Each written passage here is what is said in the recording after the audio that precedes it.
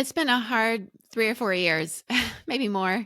There are systems we're challenging. There are systems we trusted that we no longer trust. There are skeletons behind closets that have shocked us all. And there are dark secrets behind curtains that some saw for many years and decades and generations, and others have only recently come to understand. It's been a hard time for all of us, and we're all feeling it in different ways. I'm here today to speak very specifically to the listeners in this community who have in the past or currently identified as part of the Southern Baptist Convention. Many of you know that this was a denomination I was involved in my entire life, raised in it, worked in ministry in it, even served as a pastor in a Southern Baptist church before eventually being abused myself by a megachurch pastor and various forms of abuse, including emotional abuse and psychological abuse and spiritual abuse, verbal abuse. There's a list of many things. And as I have been a survivor of this, my experience is that I can no longer, as of a few years ago, be a part of a denomination that has chosen to cover up abuse. So I decided a few years ago to no longer identify as a part of this denomination. Many of you around the world are a part of different faith communities or communities that are not basically around a faith itself, but where you have seen abuses of power take place and abuse in various forms, and you've seen it covered up because of silent bystanders, because of money, because of power, because of all the things we see that happen to whistleblowers, and all of it makes sense. And yet it doesn't make sense at all. I get that a lot of people aren't interested in debates in the Southern Baptist Convention right now about whether women can be pastors and whether Saddleback Church should be back in the Southern Baptist Convention, which is meeting in a few weeks and going to be deciding this, when especially the elephant in the room is that abuse and cover up has taken place, even by Andy Wood and Rick Warren at Saddleback itself. So I certainly get that many of us just want to put our heads in the sand and pretend this is not happening because we want to hold on to all that is good. And when there is good and bad mixed in, it can be so easy to just ignore the bad and focus on the good. And there's nothing wrong with seeing beauty. But at the same time, if there is something poisoning our community, if there is a cancer that is killing us, we must get a diagnosis and we must get a treatment. And so I'm here today to talk about this issue that I care so deeply about because I love this community. I especially love the faith community that raised me enough to say the hard truths and bring challenge when I see not only a brother going astray and causing harm to both himself and others, but a whole entire convention may be about to cover up as a system something that has gone on for years to hurt men and women and families. It pains me to see so many people hurting and reeling from trauma after emotional abuse, psychological abuse, verbal abuse, spiritual abuse, labor abuse, financial abuse, abuse of power that included bullying, intimidation, coercion, name calling, gaslighting, isolating, slandering, recording without our consent, making certain staff so miserable that they quit, retaliation against employees who reported abuse by being fired and given NDAs tied to severance and medical insurance that families with kids relied on at Echo Church. I've met so many of you who were bullied and traumatized and abused by Andy Wood and Felipe Santos.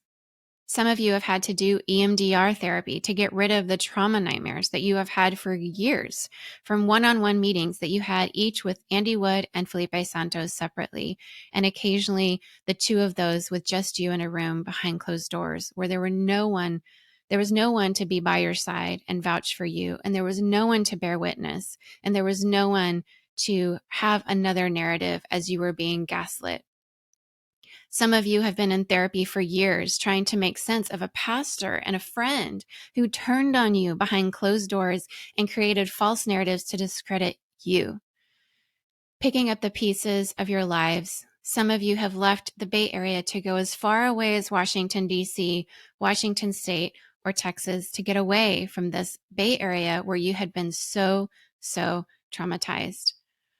Others stayed here and lost the community when you were shunned for speaking out about what happened, or just because you left, or were fired and a false narrative was created that you had quit. I've heard your stories, and through you, I've seen that survivors are creating so much beauty from these ashes and a sacred fellowship of suffering that we share and where we are co-healers together. Many of you have suffered and survived this abuse from Echo Church and came way before me. And when I spoke out, you found me to tell me I wasn't alone and that I wasn't crazy. That is the story of the Echo survivors. And yet many are still silent behind NDAs that Echo Church has still refused to release. Our petition has now reached over 1,500 signatures of people who say it's time to release former staff of Echo Church from the NDAs that have covered up many stories for many years. And until now, Felipe Santos, who is currently the lead pastor of Echo Church now that Andy Wood is at Saddleback, has still refused to release those NDAs. There are skeletons behind the closet, but regardless, people should have the right to choose to share their own story, and no church and no pastor should steal their voice and silence them in a way that does not allow them to share their own story for the rest of their lives. It is time to release the NDAs, and I call upon Southern Baptists to urge Felipe Santos to release the NDAs, to urge Andy Wood and Rick Warren to tell Felipe Santos that those NDAs must be released so that survivors can make their own choice as to whether or not they share their stories. You, as Echo survivors, have overcome because you wanted to flourish. You wanted to protect others and you wanted to warn them. I know, I get it, and that is exactly why I spoke. No one should have to go through what I have gone through, what my husband went through, what our entire family has had to go through to heal from this kind of trauma. And it's better to prevent it from happening again than to have to see another one suffer in this way at the hands of these two who have abused so many for so many years and covered it up. However, when a survivor is alone and speaks against a megachurch pastor with a playbook of abuse, cover up, repeat, they must go away quietly and suffer in silence in so many situations. There is a lot of beauty, though, in these stories of church abuse survivors, and there is a tremendous amount of trauma and depression that can result too. There's a struggle to be heard. There's injustice repeated on a flywheel of abuse that lures and grooms and love bombs, not with candy or a white van, but with free mugs and free t-shirts and lavish parties and young professionals that can find someone to date and a stage with big smiles and free concerts every Sunday. Kids programs and students programs that have free Nintendo Switches and all kinds of prizes and lavish parties. These are what lure and love bomb people to draw in and to stay and to not see that there's anything dark going on behind the curtain. Smoke and mirrors. Whether or not the SBC lets Andy Wood or Saddleback Church back into the SBC will show whether abuse really matters and how stories get written in the press and the media about Saddleback Church and Andy Wood and Rick Warren will show whether we will fall for a spin doctor's narrative of smoke and mirrors that distract us from the many abuse allegations and let Andy be seen as a champion of women pastors, damsels in distress apparently that need a hero to speak for them. You know, if women can be pastors, then they can speak for themselves. And even if you hold to a complementarian theology, the SBC is not a church, it's a convention. So let women speak for themselves. Let's truly honor the women. Let's take a stand against injustice. Being a lead pastor of a megachurch is hard. It requires listening to women, especially when they bring challenge to one's blind spots. It requires a devotion to truth, a heart of a caring shepherd, and a posture of helping staff do their jobs better.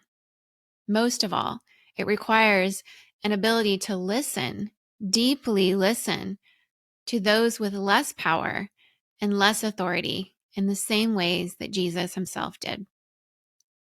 Each human being is an image bearer of God and has meaning and worth.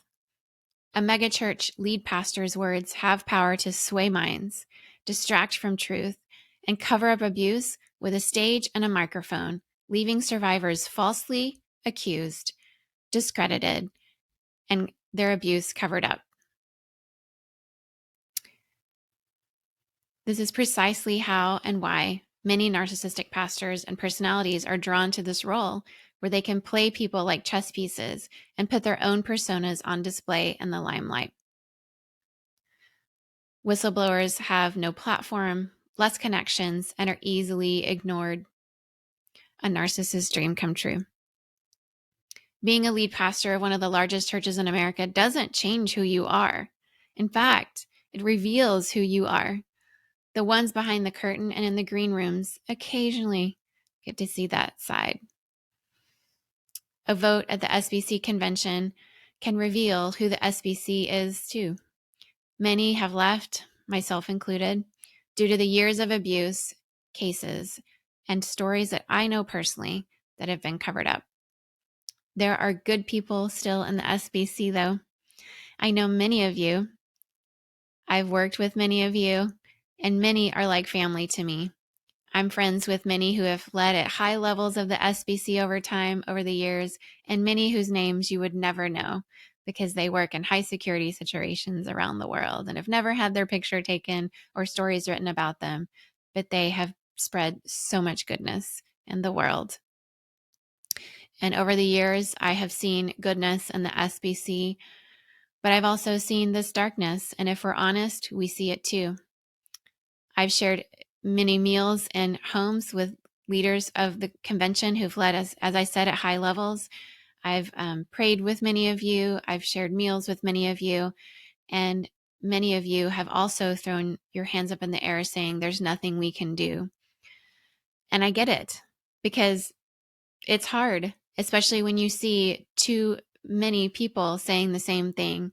And mega churches like Echo Church and Saddleback Church have also had people in their congregations to throw their hands up and say, there's nothing we can do. But I don't believe that that's true. It may seem too hard, and many of you may not want to speak out because of all the reasons that any of us would find understandable. It is hard. It is difficult. And many of you will say abuse happens too often. We can't deal with every situation. Or maybe you believe a toxic rock star is the only one that can get things done on a grand scale. Or maybe you're just too scared to lose your community. All of these feelings are understandable. All of these beliefs are understandable that you would believe. However, whatever the reason that is holding you back from saying something and doing something and bringing others around you to do something to make a difference, these choices that we have made in the past to do nothing or to stay silent have left many abuse victims to fend for themselves and pick up the pieces of their lives in darkness alone. And your choice to not be alone has severe consequences for these very same abuse survivors. My journey has been one of healing. It has not been easy. I've had to go inward, very deeply inward, in order to go outward again. My world had to become very small in order for me to open it up again. I had to let certain friendships go, deepen other ones, and proactively find new ones.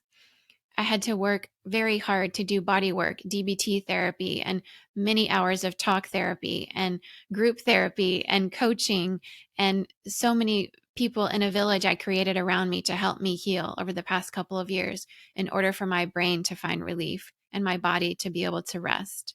It's still a work in progress because trauma affects all of us differently. But it felt like for me, for a very long time, like a heavy backpack that I was carrying around in an already difficult time of COVID and raising teenagers and online school and having to switch careers and losing my community. I healed through walks with my husband, bilateral movement that allowed us to tell our stories in ways that would help defragment our brain from all the fragmentation of trauma and help rewire it in ways that we could find healing. But it's because we didn't have an NDA that I was able to speak to many others that I shared my story with. And in sharing my story, they were able to say to me, I believe you and I'm heartbroken with you. And it was every time I heard those words that a little bit more healing came into my heart and my body, my mind and my soul. Mindfulness has been my friend, and that is not an easy friend to befriend for me. Mindfulness has been very hard, and I don't find it easy even now. And as I've paid attention to my senses and the world around me, I've discovered new ways the Holy Spirit has spoken to me through mindfulness and through being aware of how my body is a temple that God Himself can dwell in. And God's Spirit is with me in a special way because I've taken the time to heal. And the song Psalm 23, as sung by Bobby McFerrin, has been played on Spotify repeat many, many times to help my autonomic nervous system calm in order to prepare for difficult interviews or speaking out. I still have to do hard work to keep my body healed and working through that trauma when I share parts of my story, because that is what trauma does. Even with all of this work, going through a 6-month cohort with other abuse survivors, meeting weekly and ending in a retreat in Puerto Rico after 6 months at a retreat center, all of the work that I've done, and I still have to do work on myself to keep healing because it is such a long journey. And so I say all of this to say that I have a lot of privilege and I have a platform, and I want to use this platform in a way to call us to action, because no one should have to walk through this kind of trauma as an individual or as a family because of abuse by a pastor at a church, and a church in a denomination that continues to cover up abuse. I call on Echo Church to release the NDAs, and I call on the Southern Baptist Convention and people and faith communities everywhere to center survivors, to listen to survivors, to give the gift of believing survivors as a credible story when they come to you with less power than the one who was abusing them, especially in cases where it's an abuse of power allegation. And when we center survivors and give accountability to those who have power over them, who have abused their power, then we can find healing as a community, trust in our systems, and faith that is restored in the church that has caused so many to feel broken and question so many things in their lives. So I call on the SBC to hold abusers accountable, to center survivors, to release NDAs and to no longer give NDAs, and to continue to bring up stories with the fullness of the story instead of the spin and the false narratives and the image management that we've seen. It's past time to let the truth set us all free.